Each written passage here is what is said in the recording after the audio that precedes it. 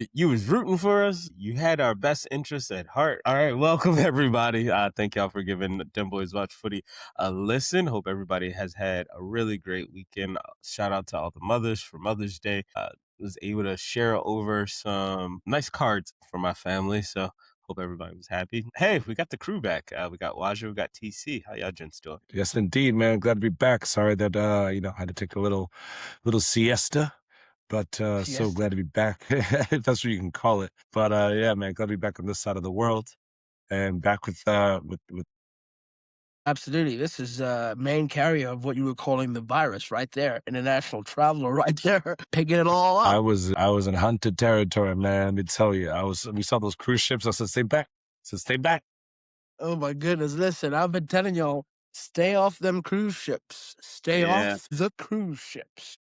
Been a cruise man, but want to thank everybody again for giving Dem Boys Watch Footy some love. As we ramp up, episodes are going to be coming fast and furious. Please make sure to like and subscribe as we can keep going and keep delivering some great hard-hitting analysis and some madness and some fun to brighten up your day while you're listening to hantavirus madness and driving to work, wherever you listen to your podcast.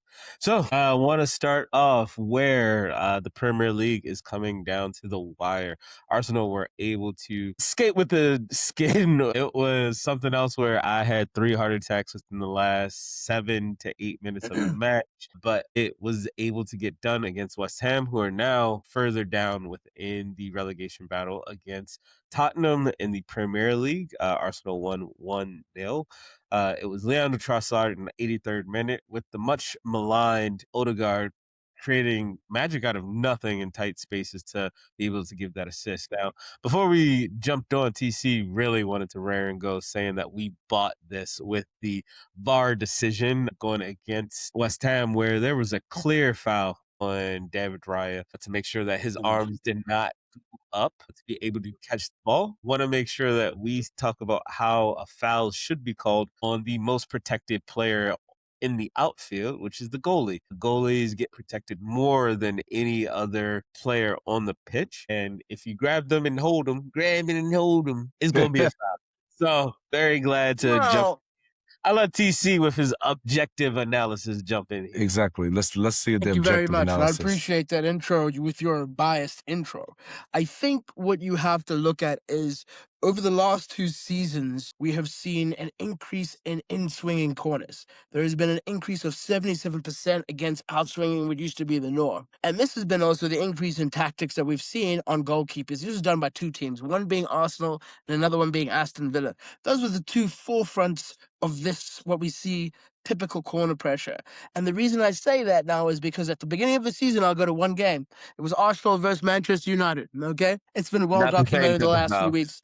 And what you saw was a very similar position in which a gentleman called Saliba purposely utilizes his distraction and fouls the goalkeeper to put him out of position.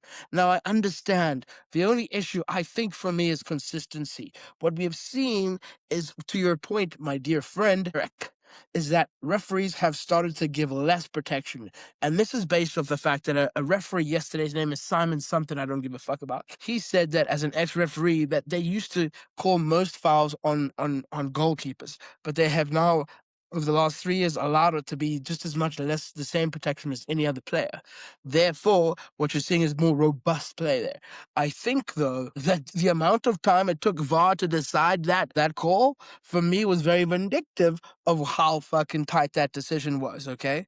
I was watching that game, and I wanted Arsenal to win for a number of reasons. Number one, Arsenal, I wanted to win the league. Number two, I want West Ham to be relegated because I want a couple of their players, right? We take a couple of their players, relegation at cheaper prices, and win-win for us. So that's what I was looking at.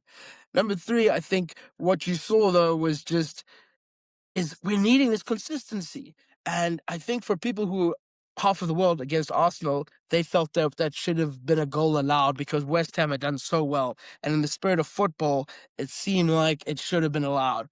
But for the spirit of God football, for football gods, for those who believe in Arsenal, you were given your blessing. And I think that was a 50-50. I think it was 50-50, to be fair. I think it was 50-50. It could have been any other person, could have been given, could not have been given. That's my fair. I think it was a whistle. So I think the issue that everyone, and I'm going to round on this, consistency. If it wasn't two people pulling on him, I would be a little bit more It was definitely a foul, in my understanding. opinion. But it was Yeah. two people grabbing on him. It wasn't just one. It But was you jump in here. It was most definitely a foul. I don't think there's anything there's no one that can look at that play and say that wasn't a foul. When the player's got his arms literally across the goalie, impeding the goalie from saving a ball like that. Like that. Again, there was a lot of Russ Halving in the box as is. I don't think anyone can take away from that, right? I think there were actually multiple fouls occurring at the same time. However, when you put your arm across the goalie like that, then there's no court in the world that would deem that not a foul. I think it actually just comes down to that as simple as it is. But to your point, TC, consistency. I think there's one thing we've been missing across the board this season, actually over the past two seasons, like you said, is consistency when it comes to calls. The goalie has been getting less protections than ever before. But when we saw them, the minute that we saw the replay of that, it should not have taken VAR 5 minutes. It was very clear. It was a clear and obvious foul. Putting your arm across the goalie, beating both of his arms, regardless of the strength you even put on it, because we can't tell that from the moment and from the angle and from the video, that is a clear and obvious foul. And that's just that simple. I think we've seen a lot of softer fouls given away this season, a lot of harsher fouls given away this season. But when we look at that objectively, I don't think there's anyone in the planet that could say that that was not a foul. So, tough titties for West Ham and them for pulling off such a dumb move, at the end. And that has them now sitting pretty at 18th and us at first. Thank you so much, West Ham. We're going to go shopping with your teeth.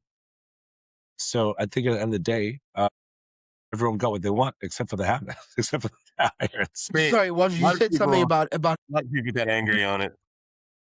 Walter, you said something about his arm across the goalkeeper. Do you believe then, based off what you've just said, and if you can try and remember the Saliba one with the goal against Lammers, the first game of the season, where we were decrying, and I was saying on this pod it was a foul. And he did the exact same thing you just described. It was not the same thing. It was absolutely not the same thing. It was not the same. Okay, that's all I wanted to check. So you're saying that one was not a foul, this one was. That's all I wanted to check. No. Arsenal delusion. No, not even Cool. that. Not even that. No, hold on. I'm not even saying that. I'm saying the arm across, the way it was done was not the same. Don't even. Yes, Saliba was being harsh with your boy, but it was not the exact same foul. And that's I'm gonna stand and ban that hill. Thank you so much. Thank you for your time. Let me get my bagel. I'll just say this. Are mad. I'm glad you guys were able to get that over. I think you struggled a little bit. You could tell both teams were playing for something in that game. It was one of those games that felt like people were fighting for something real, and that's what football was all about. And you could feel it. And I think when I saw Saka coming off, I was like, "Whoa, what the flip? Why is he taking off Saka? What is he doing?"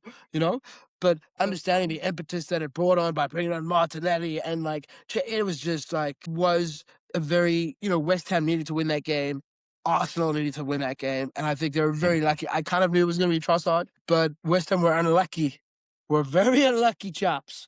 You guys do break through. Should have won. Should have made sure that goal one-on-one with the keeper should have won. Yes. Dude, I don't know why he went for the inside post. Why he went for inside? He overthought it.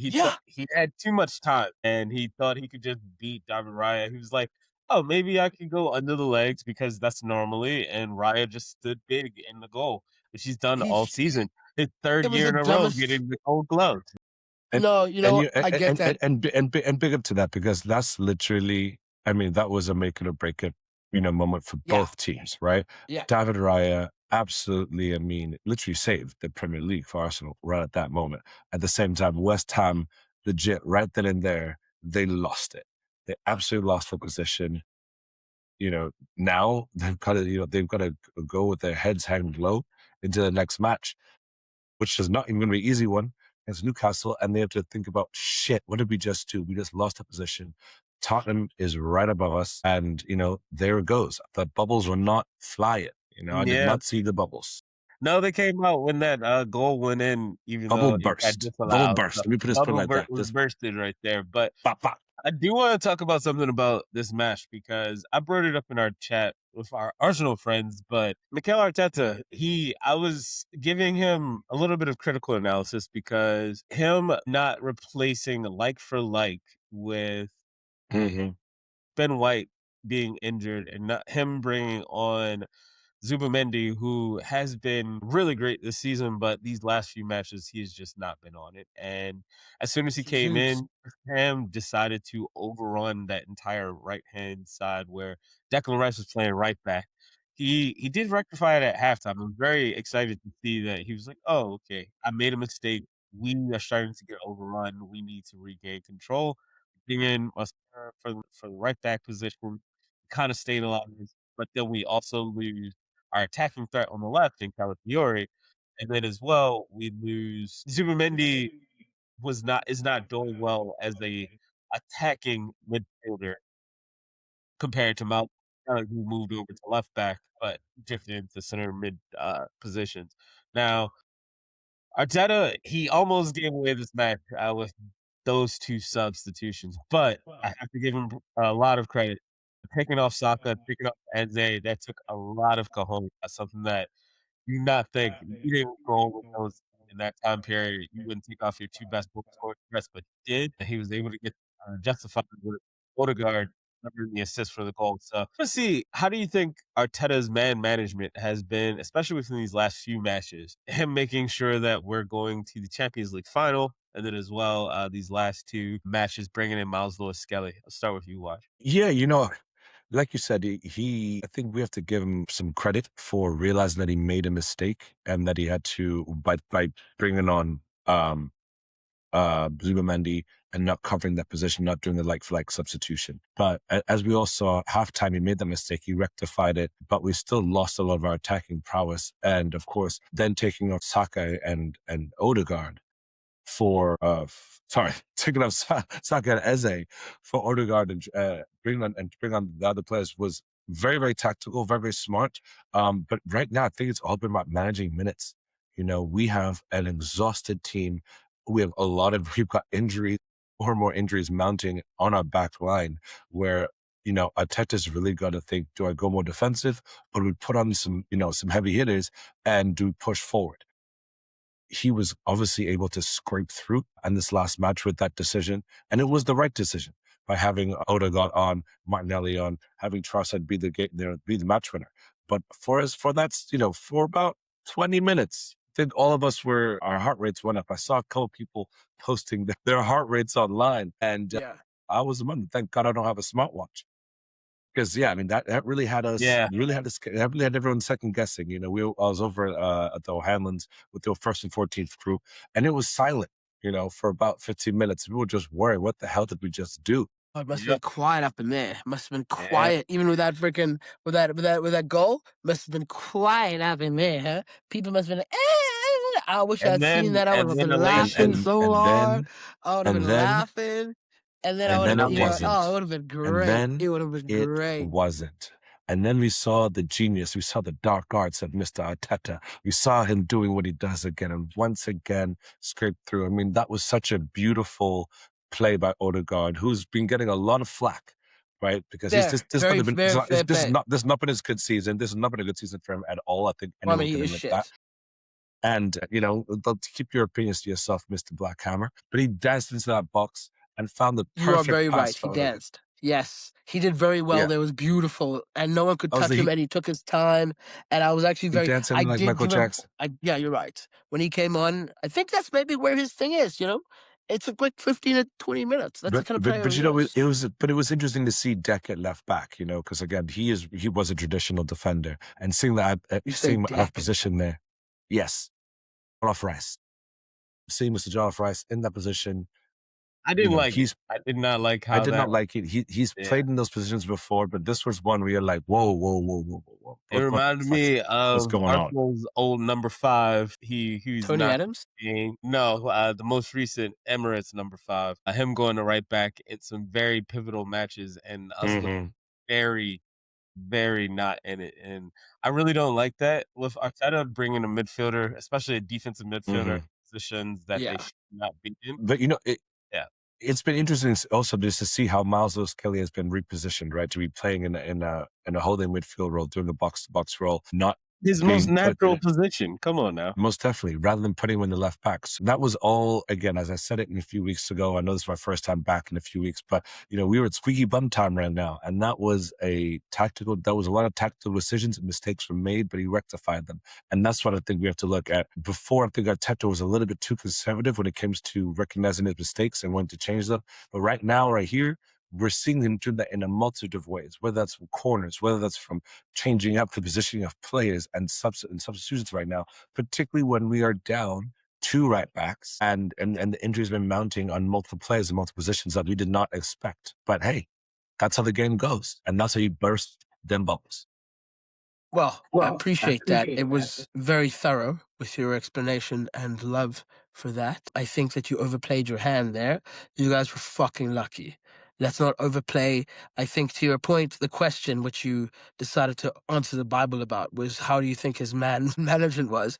And I think it should be like, we were fucking lucky. I think Arteta should really come through there and be like, his management should be about, like Walter said, maintaining minutes, but maintaining minutes mentally.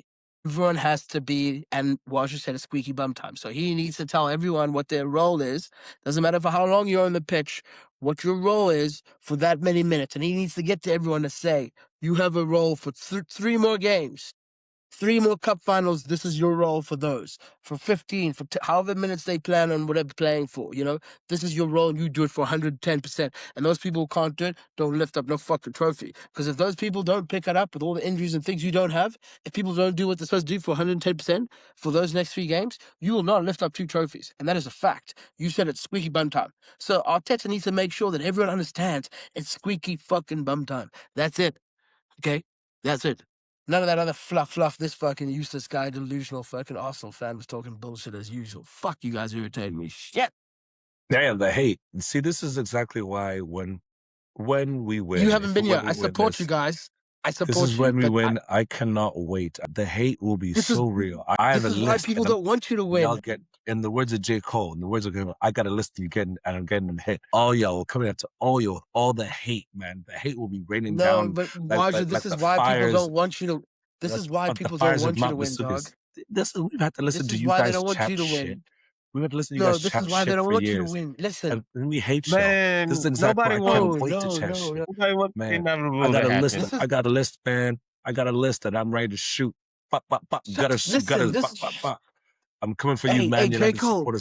Hey, J. Cole, stick it back in. Drake just trying to talk. Just 2 seconds. Listen. This is why I think people have anyone but Arsenal mentality. Because for me, as a United fan, it's very hard to see people say, "Oh, I'd rather have Man City win because there's not that many Man City fans." No one thinks, yeah. See, that's just trash. No. Let me finish my sentence. Just hold on, you fucking rap reading fucking J. Cole fucking Afro Safari wine drinking dick. So essentially, what I'm saying is, and I've been having the same argument for the last few weeks, is because I don't want Man City to win again. However, everyone I have spoken to, my Man United group of friends and multiple, is like, we don't want Arsenal because of their fans. And for me, it's more about the historic. That's a dead argument. Dead argument. You guys have been riding on the laurels of your fucking shit. No. And then I hear you, and then I hear what you've just said. Hear what you just said about, yeah, that's right. I'm coming for it. Yeah, it's okay. Don't worry. We're excited to win a championship for the first time since 23. I think you should be. I think it's just the way that you win. There's a difference. There's a way you win. Okay. Our team was constantly fouled when we were playing. No. And everybody got it up. We're always getting fourth. And then suddenly we were a weak team. And then now we are a big, strong team. We tried to do the swashbuckling football. It didn't work the first 2 times where we ended up second. Don't give me that pity Arsenal bullshit. Don't give me that pity Arsenal bullshit. All I'm saying is we tried different ways to play, and now we found a style that works within the modern day to be able to. So no one is saying anything against it. What's the problem? What are you talking about? All of your friends are telling. No, I'm saying the way that you know you're missing the stop. You're missing the point. I'm saying literally telling you, it's your fans. We don't care about the way you're playing. It's your fans. You guys. It's you people. We don't care about your style of play. It's the way that you guys play. You're like, you guys from day one have been saying we're gonna win the league. We're the best team in the world. We'll beat everyone. And currently, we're showing that we are. Arsenal is still undefeated within the Champions League. Okay, if you're going Currently, to 2 matches. Americanify Arsenal and make Arsenal seem like this over this is the overdexterous, problem. overconfident This is dick exactly the problem. This is the that problem with Man Donald U Trump fans. represents, then This is you the be that team. whoa, wait, hey. Yeah, exactly. Yeah. Oh, it's different. It's different when you play like that, huh? Yeah. Arsenal is a team of MAGA. That's it. That's what I realized. Arsenal's MAGA. Arsenal is MAGA. That's who you guys are. You are essentially MAGA. I'm not saying you're MAGA but the equivalency of MAGA. Do you know what I mean? That's why I think people don't want you to win. I want Arsenal to win because I love it. I want the history. But this is what I'm saying. I'm trying to give you a representation. I'm not saying you're anyway in any sort like MAGA, but I apologize, listeners, for this rant onto the land of nowhere. Anyway, let's move on. Let's move on. Let's just say I hope Arsenal win the league, and I hope their fans have humility, not like the dickhead called Baja Dube. There will be no humility. There will be absolutely zero. You see what I'm saying? Humility. This is why they don't want you to win. It's been 20 years. Because Man U fans live on no humility. You guys live on the basis of trophies from 35 years ago. You guys, that's actual one enough times to know what humility is. Yeah, sure. Okay, fine. There it is. See, this is why I respect my Liverpool friends. They're being mad humble. You know, when it comes to City, who gives a shit? Because there are no City fans, and everyone can agree we hate them all. When it comes to you people, y'all are the worst. I was actually at I was with my friends watching the Liverpool Man U bar match last week in Cape Town. And if there is a group of fans that I hate more, and I walked into I'm not even gonna lie, I went there to go hate watch. I wanted to see Man U lose. You see that, people? I was in there. Yeah, but I admitted it. I was in there to hate watch. And I loved it. I love seeing y'all get goals because you guys were chatting so much shit. And I was on the side of Liverpool supporters, which I don't say very often. And I really wanted to draw.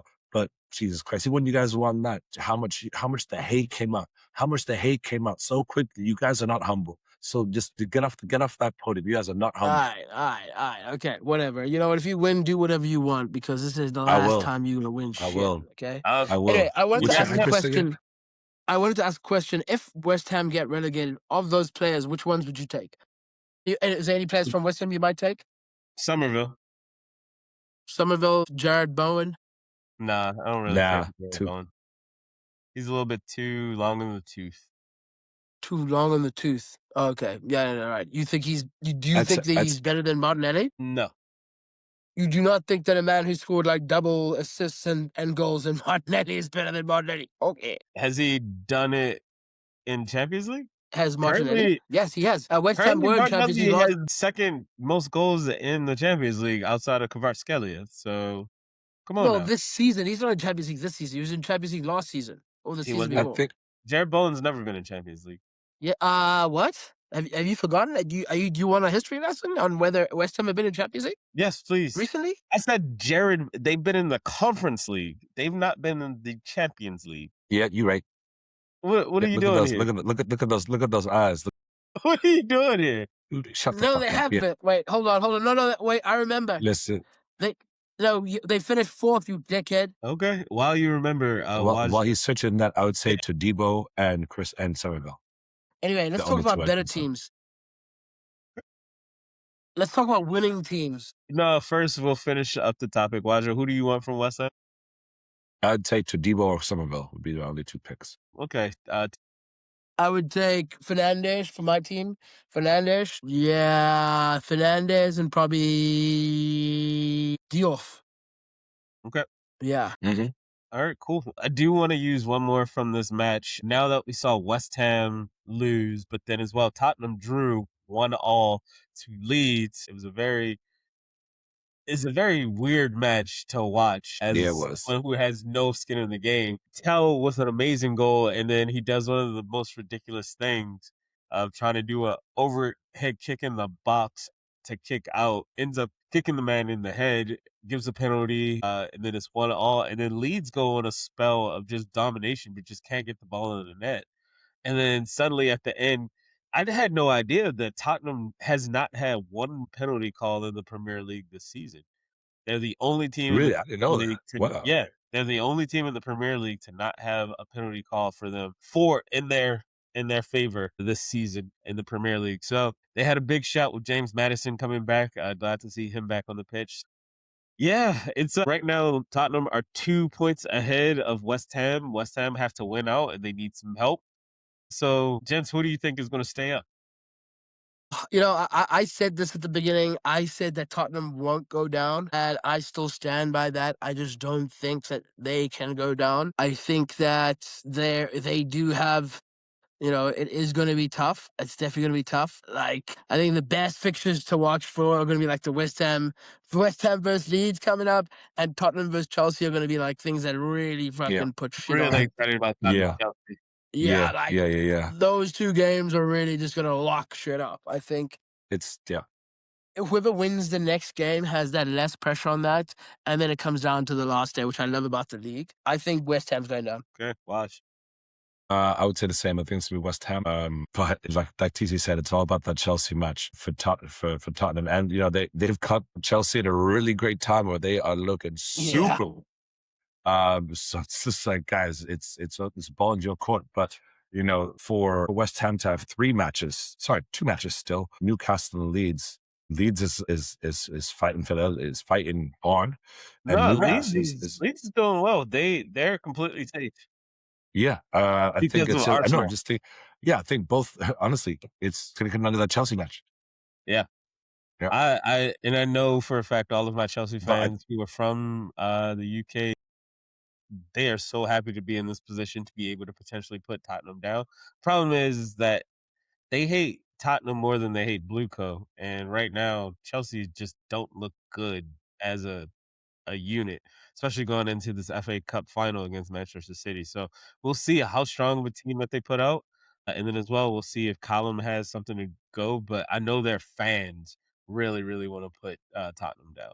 Yeah, and look right now. I mean, Chelsea is also fighting for a Conference League spot. They've still got a chance to make a European football. It's slim, but they do have a chance. Whereas West Ham is fighting for their lives, you know, and Tottenham is fighting for everything. I think it's going to come down to legit the why. Everyone's got something big to lose here. I don't see Tottenham going down. It's kind of funny. I went from enjoying the idea of it to being like, oh man, with Tottenham go down, yes, it'll be fun for a little while, but like, and then what? So yeah, next week is gonna be harsh. Yep. 7 days from now, I think we will know where people are sleeping next season. I think Chelsea is sliding worse than someone who's eaten like 3 rounds of Indian street food and then jumped onto a marathon. You know what I mean? Like they're just sliding the fuck down, dog.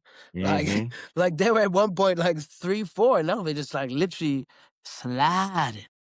Just sliding. Shit. If you had another 15 more games, Chelsea would slide into relegation zone. I feel it, dog. True. Especially because Chelsea also have to go against City first, right? And City are going to destroy them. At least that's what I foresee. You don't know that. Callum we don't know. We don't know. Yeah. But you know, they might do it for us. I would love it. I would love to see Chelsea actually just beat City and see City, you know, leave trophyless. I just don't think they've got the cojones to do it. But with that go down to the last day and like. Yeah. It's like goal for goal, kind of like 1-1. Could you imagine? You know if Chelsea, and all Chelsea the are the ones at the to same ruin time. it? Yeah.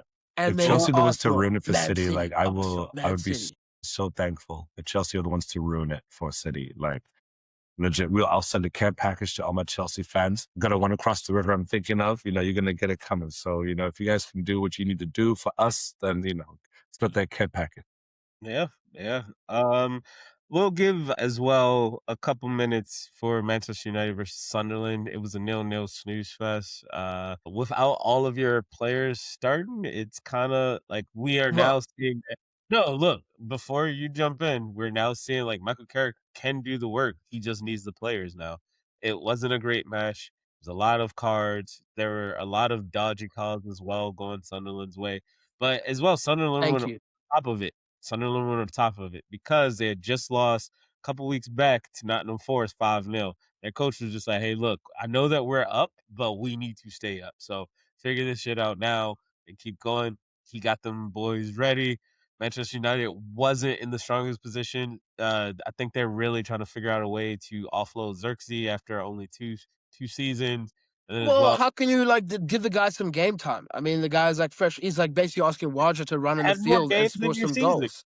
Have more games in Which I your can do season. Okay, anytime that let's be realistic for 2 seconds there, Mister. And had more games without season. Shut the Have fuck more up. games. Essentially, no. But dead serious, yeah, no, I think you're right. I think, unfortunately for Xerxes, he's a great player. He does need. We were in a position where we needed to kind of make Champions League for us to continue. Now that we've made that, and then Carrick did the right, I think he did exactly what I would have done. We've made Champions League. Now we need to give time and space to other players. One, for 2 reasons: game time and to see their value, so that people could see how they play. So that if they are going to go, people are like, hey, remind them of their potential.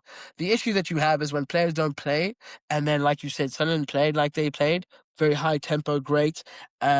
We were just short of some of the things that we didn't have. That being said, I've been saying for a while that we are going to do a lot of rebuilding. We're losing a lot. We're letting go of a lot of players, so we're going to be doing a not massive rebuild, but we're really just going to be restocking our V8 engine, if you know what I mean, because we're really right there. If we had gotten Carrick in the form that we had him in 5-6 games before, we would be on top of the league. It's quite simple as that. Like, it's based off the form, we'd be on top of the league. It's just as simple as that. You fuckers would be below us, and that's just simple as that. So let's just say that you guys were lucky that this is happening now, because everything happens for a reason. I do believe we can keep this momentum. Fuck you. And these are okay to have boring games. It's a clean sheet, son. Yeah. 0. Yeah. Our Mhm. goalkeeper does it the best in the league. So, yeah, understand. Well, Yeah, does we know he? we know what those are. Yeah, Yeah, Does he he? does. he does. Yeah, Yeah, Gold Glove. he's on my fantasy team. He got me 16 points, to be fair. Like, yeah, he did. He did. Exactly. Gonna switch gears over to French League On. Ousmane Dembele, want to give a very good congratulations. He became League On's player of the season. Now, one thing I want to bring up about this situation, we can talk about it just very quickly. He only played 9 matches in the season. That's how crazy that is. It's rigged, because it's rigged. He's gonna win the So, Ballon d'Or. I mean, he won the Ballon d'Or, very rightfully so for his work that season, but Mhm.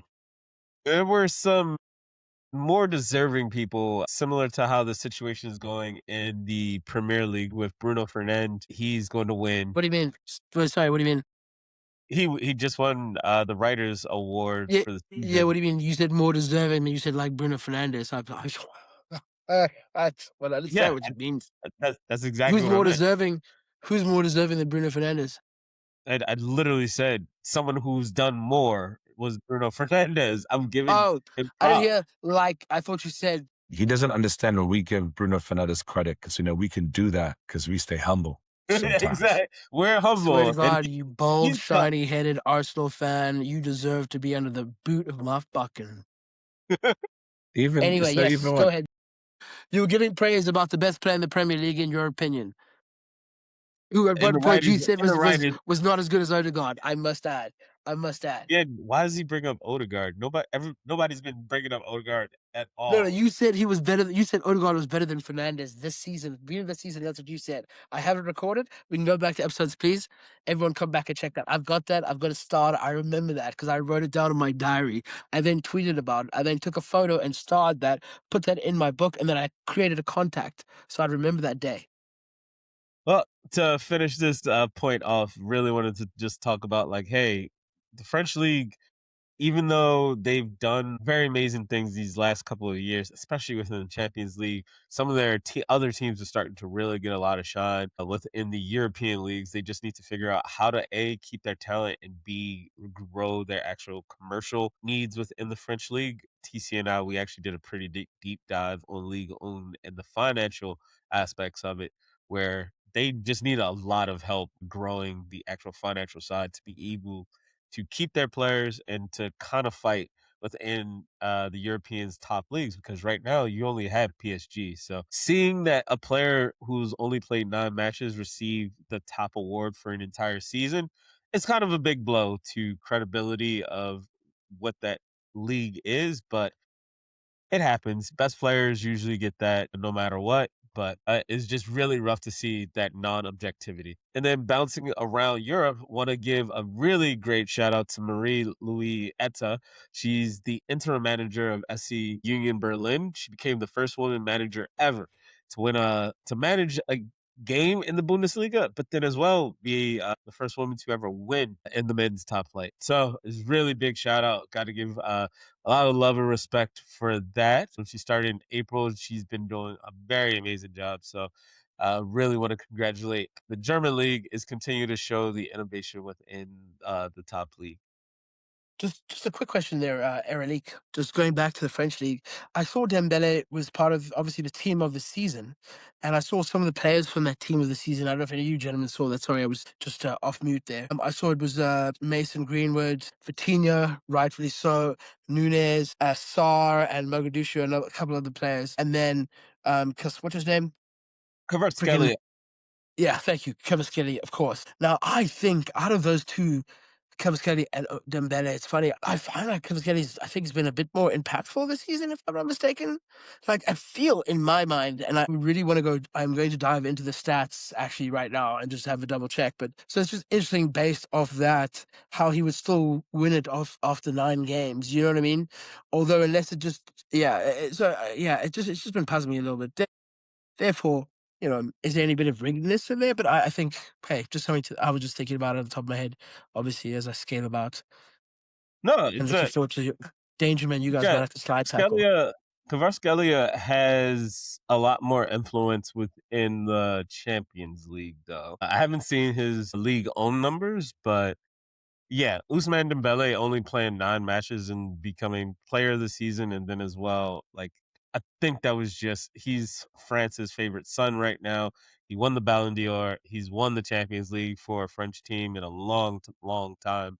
Like they want to Yeah. continue to give him some love, so he doesn't look at any other team, and he just wants to stay there. So I understand it, a little rough, but is what it is. So you think it's more of like a Frenchy thingy? Just not really knowing where it could go, but yeah, it's a weird one, you know? Okay. Yeah. Look, look. Just a quick answer. Better overall this season. Apparently, it's been Dembele, right? Better dribbler has been Kvaratskhelia, or 1-on-1. Better asset would probably be Kvaratskhelia because he's younger, you know? But in terms of stats, so Dembele is sitting with 19. Wait, no. Is 18 goals and 14 assists in 48 matches over the season for Kvaratskhelia, and Dembele sits with 37 goals and 19 assists. Mm. Yeah, still not if you only played 9 matches in a 30-plus season, I just don't think you should qualify. That's all. No, absolutely not. Yeah, But exactly. that's what Yeah, exactly. To finish out, Waj, I really wanna get your opinion on this, especially because you are gonna be traveling around the United States yes, for the indeed. World Cup.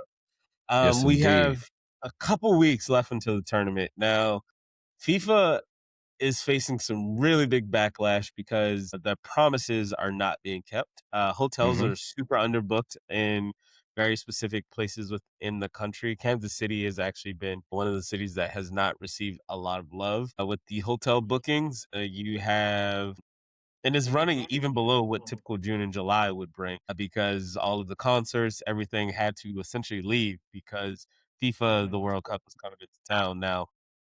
Infantino, the bald gent who kind of looks like a James Bond villain. He claimed that every match would be sold out back in February.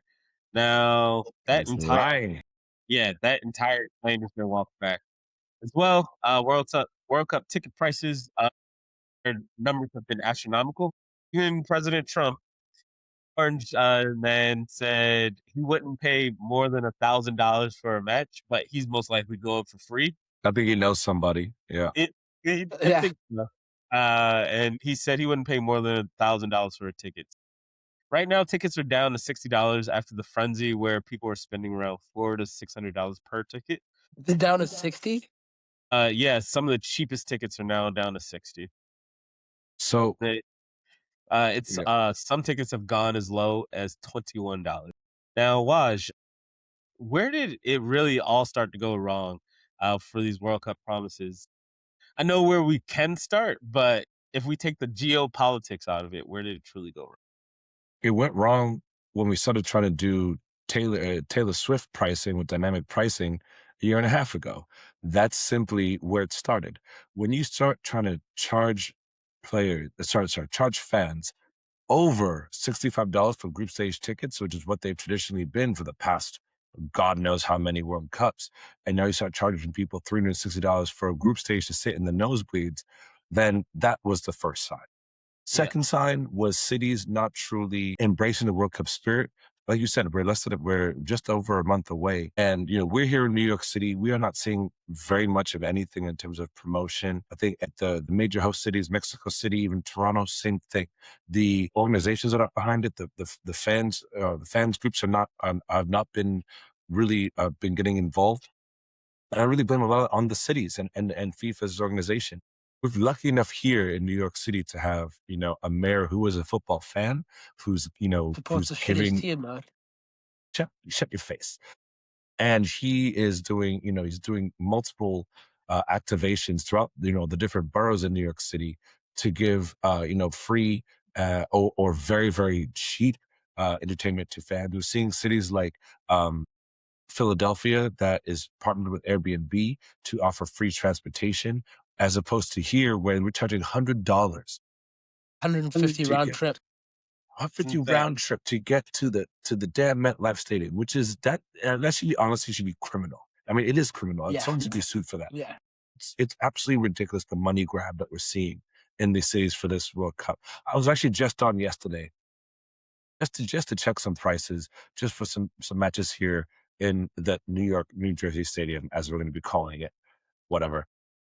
And even for that, I looked at Denmark versus, I think it was an African nation. I think it was Cameroon, and it was the cheapest ticket in the nosebleeds was $760 Get the fuck out of here. for a group stage. All right, these are not two major teams. These are not a rivalry match for in any way, shape, or form.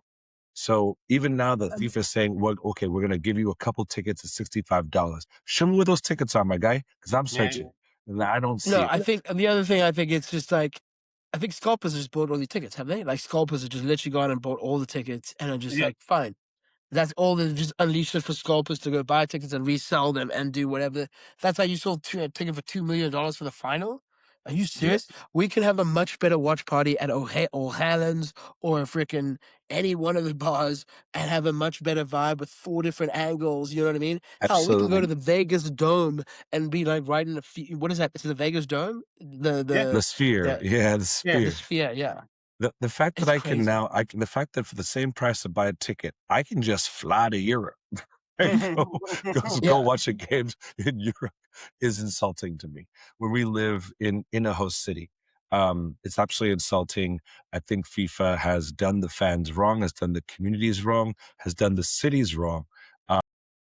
Shame on all the organizers for this one. Yeah. Across the board. I'm lucky enough to get 2 tickets, so I'm going to 2 matches, and that's really all I could afford. That's not even me calculating my transport costs, food costs, everything, my flying costs, everything. It's been ridiculously expensive. So I personally feel extremely bad for the folks who are going to be coming in from abroad when we look at how much they'll be spending on hotels, food, transport, parking, and just general, revelry. And as you said before, the American Association of Hotels had put out their stats just recently saying that they had raised their prices to almost 5 to 8x for even some of the crappiest hotels in the country. Yeah. Places that I wouldn't Yeah. stay at if you paid me, because you're going to get the Hunter virus in them, and you cannot be paying $800 for a Motel 6. I'm sorry, that is absolutely Late stage bullshit. capitalism is something else. Yeah. So this was, we were it's- all, and 2 years ago, even 18 months ago, when we were talking about some planning, we all thought, hey, Let's even Airbnb our places out. We can go. We can travel around the country. U.S. doesn't have the infrastructure for you to do that. The common traveler who's going to be going from a match in New York to a match in Kansas City to a match in L.A. and then going up to Mexico. So going down to Mexico or up to Vancouver. Best of luck with that. And Yeah. I'm not even talking tickets. I'm just saying following your club and being a diehard fan. That's out of the realm of possibility unless you are rich. That's not happening. And I have a couple of friends that want to take their families on trips. That is not happening. You get to pick one child, and that child is that's it. Yeah, it's a very bleak reality that we're truly seeing. FIFA has dropped the ball, but to Infantino's point and to what your original point is, dynamic pricing, that is how things work within the United States for most of their events. They had an opportunity to change it, and they said, you know what, let's just try to make as much money as possible. They really kind of just sucked the soul out of the entire thing because, as you said, nobody is truly like advertising to come here or go there for different matches. We're seeing in New York where there's so many different activations that are popping up and around that I'm looking to get involved in as just a potential content creation play. But even then, I'm like, what are we doing? The World Cup should be a celebration. Currently, it's just feeling like people they're just it's a business. Yeah, and to TC's point, Guys, but I don't know what do you expect, to be fair. Like, in all honesty, before the Qatari World Cup, everyone had this apprehension about it being going to be the worst World Cup because of the no No, this is alcohol. definitely going to be the worst one. But then you see this World Cup in which you knew it was going to be in America, and then the geopolitical situation hasn't helped that. I think that's also something to note. I think there's also this yes, most definitely. fever around, like, are they people going to come and visit? They're going to be kidnapped and put into detention, and then they're going to spend like 3 weeks trying to say, "Hey, I'm just a visitor." And then, no offense, they've also slapped some crazy fees for people from our countries, from countries like South Africa. They've got to put down like crazy sums of money for visa. Yes, it comes back to you, but the enormous sums of money that they've now put onto some of the restrictions. Yeah, And people then don't on have top this of it, the money. countries that are banned, the one thing that I was just trying to think about was like, you're right, the hotels, the transport, the already high price that Americans have to deal with, right? And then as a foreigner coming in here, maybe not knowing what's what, and then using an Uber to get, you use the most expensive things because you don't know how to get around the way it is here, right? So it's just, I kind of expected it to be a capitalist thing. That being said, 94, don't forget, the World Cup was held here before in 94, shared with a couple of countries. It was great. I had a 94 T-shirt. It was I was too young, but I remember being like, "Oh, this is great." Everyone loved it.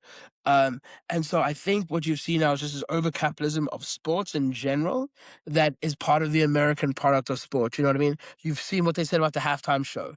It no longer is going to be 15 minutes. There's now going to be a performance in the halftime show. There's never a performance in any fucking football show. What is it going to do for the No, there's for the always a players performance. There's a performance for the big ones, like UEFA Champions League has it. I've seen it within the World Cup before. It's usually at before the halftime? yeah, I said before the match just now. Yeah, Yeah, before, but exactly. they talk about at halftime. They're The putting fact one that in we're doing this halftime. at halftime, the fact that Yeah, we're doing this at halftime, the fact that they're putting hydration breaks in to fit in multiple more advertising slots, basically making the match into 4 it's going to be quarters. hot this summer. We know this. The hydration breaks were part of football anyway. But my thing is, All these, what but does to it your do? point, this is overcapitalization of football. Yeah, And yes, I mean, we expected some of this. I think we expected a lot of it. And even taking the geopolitics aside, this is, in my opinion, I mean, when you speak to people about, and I was again just in South Africa, talking to people about the South African World Cup, arguably one of the best World Cups of our lifetime. We talk about, even Qatar and Russia. People loved, I mean, people enjoyed them. They were afraid to go, and there was obviously some apprehension because of the geopolitics, but people enjoyed. This one was, and it was even affordable. Even Qatar was that's the affordable. thing. This is Affordability. affordable. And the common person, which is what this game is all about, is the common person cannot attend. So to your point, I think that we're going to see, to TC's point, I think we're going to see a lot more communities and community organization come out of this than people going to the matches. And me personally, I'm excited for that because we're very lucky to be part of some great football communities here in New York City. And I know exactly what to expect out of my community. And we will be welcoming and we will have our fun and we're going to do the damn thing. So I don't need to go to the stadium. The fact that you can't even tailgate at the stadium, like, get out of here. Everything about it is just caca-poo-poo to me. Yeah. We're getting rid of like a huge Taylor, part. I think you're looking at it the wrong way. The tailgating. Like I never understood. I think you just have to look at it the wrong way. I think all they're doing is trading job opportunities. I think FIFA's smart. I think with the transport, if they see you can't tailgate at the stadium, then find a place like within a mile or within like half a mile, a couple of blocks around the corner, get that parking lot and open that frickin' as a tailgating You official can't walk station. to MetLife though. Where? That's the problem. Yeah, Like where are you MetLife, you talking about? cannot walk to. You can't No, do that at I get that. Foxborough. So what You I'm can't do that at MetLife. You These can't do it in stadiums are not. Foxborough for Boston. You can't do that for Kansas City. You'll be What I'm walking. You'll saying be is you could walking rent a 3 space close miles. by and do a fake car gate. I'm trying to No, make the positive out of it. What I'm saying is you could go, no, hey, no, that doesn't exist. whatever It doesn't establishment's exist. around the corner, you can go. If there's a gas So station, that's the my gas point. station, No you could go. establishments around the That's my corner for point. some There of these are none. stadiums. Yeah. Some of these stadiums are specifically built to be isolated. Like MetLife was built to be isolated so that none of the area had to be affected. That was how that stadium got built in the first place because Jersey residents didn't really want to deal with it. So they needed to find one spot, and that's why it's right next to a mall. And that mall, you can't even get parking passes anymore. And the parking passes are about $300 for one match.